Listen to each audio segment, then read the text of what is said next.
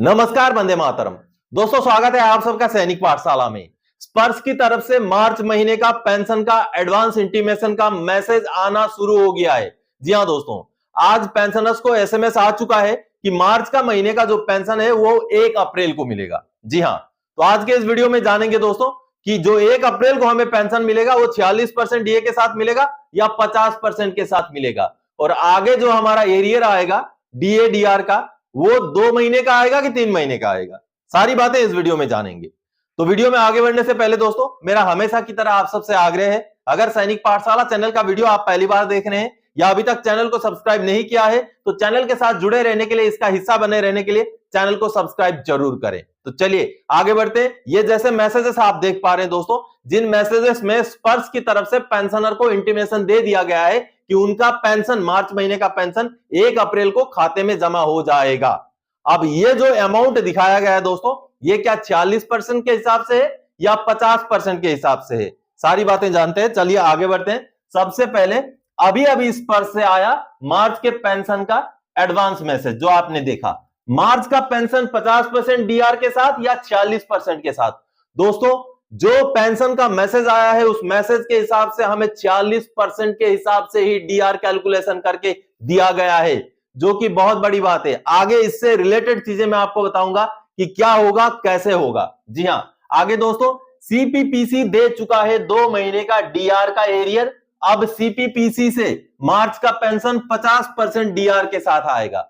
जैसे पेंशनर का माइग्रेशन स्पर्श में हो गया और कुछ पेंशनर्स अभी सीपीपीसी से भी ले रहे हैं, तो 2 तरीके के पेंशन हो चुका है दोस्तों, क्योंकि सीपीपीसी जो है एडवांस में जो है पेंशन का पेमेंट कर रहा है और स्पर्श की तरफ से पेंशन का भुगतान के लिए देरी हो रही है। अब कल जो मैंने आपको जानकारी दी थी, ये जो आप स्क्रीनशॉट देख पा रहे हैं, जहां पर पेंशनर्स को जो जनवरी और फरवरी महीने का जो एरियर है डीएडीआर का वो मिल चुका है, दोनों महीने का। एसबीआई के सीपीपीसी ने भी दे दिया है, पीएनबी के सीपीपीसी ने भी दे दिया है। इसका मतलब सीपीपीसी से जो पेंशन ले रहे हैं दोस्तों, उनका पेंशन 50% डीआर के साथ ही मिलेगा। मार्च महीने का पेंशन कभी भी मिले 50% डीआर के साथ मिलेगा। लेकिन स्पर्श से जो मैसेज अभी आया है दोस्तों, वो मैसेज आया है 46% के हिसाब से। तो कहीं ना कहीं सीपीपीसी और स्पर्श में गैप दिख रहा है। और जो सरकारी आदेश है, सरकारी आदेश निकलने के बाद दोस्तों अगले पेमेंट के भुगतान में, अगले पेंशन के भुगतान में जो आदेश निकाला गया उसको इंप्लीमेंट किया जाना चाहिए।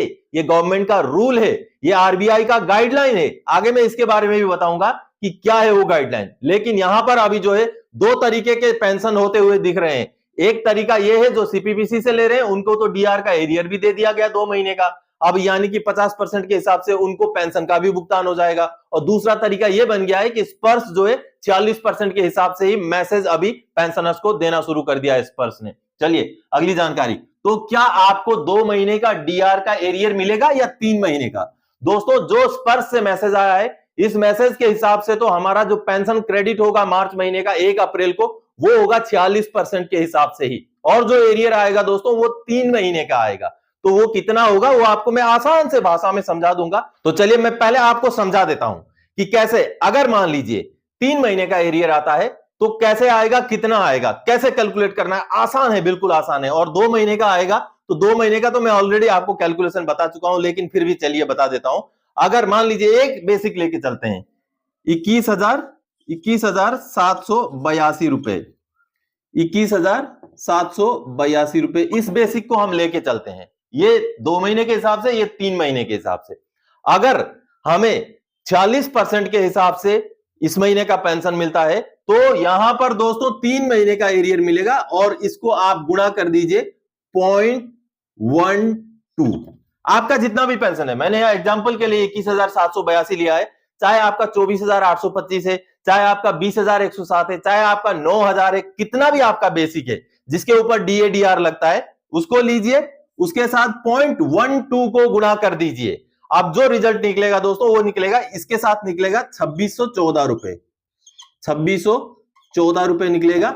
इसमें और 1-2 रुपए ऊपर ही मिलेगा, कम नहीं मिलेगा। 2616 या 17 रुपए जो है पेंशनर को मिलेगा 3 महीने का एरियर। और अगर आपको 40% के हिसाब से ना मिलके 50% के हिसाब से पेंशन मिल जाता है तो आपको 2 महीने का मिलेगा। तो 2 महीने का करने के लिए आपको 0.08 को आप गुणा करना पड़ेगा। 0.08 कितना भी आपका बेसिक है उस बेसिक को लीजिए, गुणा कर दीजिए 0.08 से, और ये बनेगा दोस्तों 1743। इस अमाउंट के साथ मैंने किया है 1743। तो आपका अगर 3 महीने का एरियर आना हुआ तो 0.12 को गुणा कर दीजिए आपका बेसिक के साथ, और अगर 2 महीने का आना हुआ तो 0.08 को गुणा कर देंगे तो आपका एरियर निकल के आ जाएगा। अब सबसे महत्वपूर्ण बात देखिए, 3 महीने का एरियर के साथ स्पर्श से 8% ब्याज भी आएगा, क्योंकि दोस्तों जो सरकारी आदेश है, जो सर्कुलर पीसीडीए का सर्कुलर नंबर 165 है, वो क्लियरली ये बोलता है कि अगर सरकारी आदेश जैसे डीए बढ़ोतरी का आदेश है, इस तरीके का जब आदेश जारी किया जाता है तो उस आदेश के जारी होने के अगले भुगतान में जो है उसको इंप्लीमेंट करके भुगतान करना है। तो अगर भुगतान नहीं किया जाता है तो उसके ऊपर जो पीडीए है, पेंशन डिसबर्सिंग एजेंसी है, उसको 8% के हिसाब से ब्याज देना पड़ेगा। ये जो सामने आप देख पा रहे हैं सर्कुलर 165, अब इस सर्कुलर 165 के सबसे नीचे आपको लेके चलता हूं।